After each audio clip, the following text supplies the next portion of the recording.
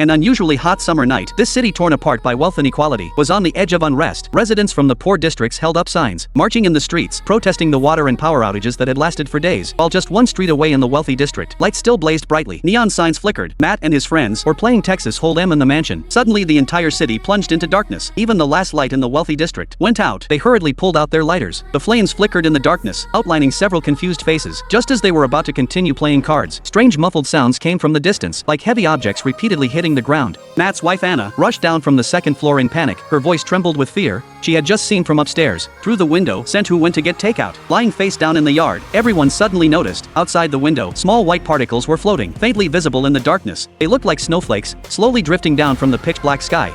This discovery shocked everyone, because right now, it was the hottest summer in the southern hemisphere. The temperature in Buenos Aires should have been above 30 degrees. Even more disturbing, cars crashed into each other out of control on the streets. The drivers seemed to have lost consciousness, completely unresponsive, not even the most basic braking. Matt pulled out his phone, but found all signals had been cut off. The landline at home only had an empty dial tone. Just as everyone was recalling those strange loud noises, Russo suddenly went pale. He thought of his wife at home alone, and his young daughter.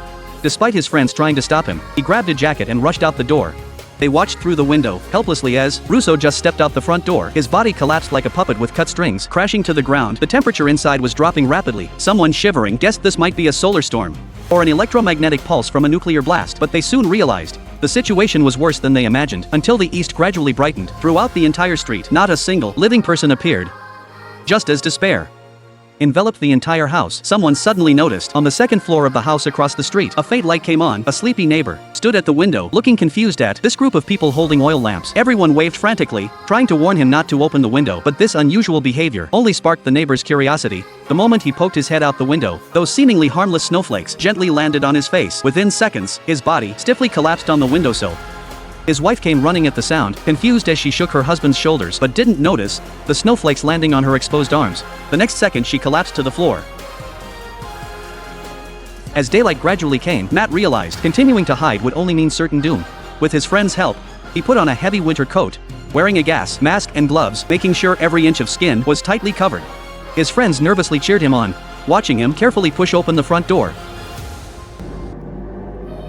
Indeed, those deadly blue snowflakes, as long as they didn't directly touch skin, posed no threat. He took a heavy look at the snow-covered bodies of Sent and Russo, took a deep breath, and stepped toward downtown. The entire city was shrouded in eerie silence. Building doors and windows stood wide open on both sides of the street, but no signs of life could be seen. He struggled to reach, last night, the downtown square where the protest march had erupted. The scene before him was suffocating.